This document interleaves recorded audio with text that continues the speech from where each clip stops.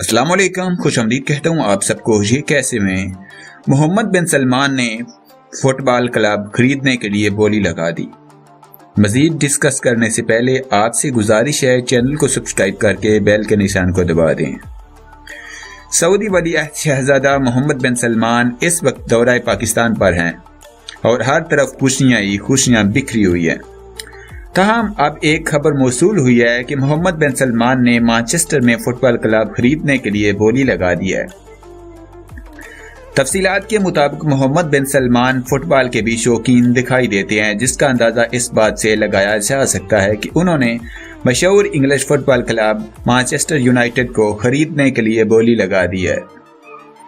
शहजादा मोहम्मद बिन सलमान की जानिब से मैनचेस्टर क्लब को खरीदने के लिए 6 अरब 80 करोड़ डॉलर की पेशकश की गई है।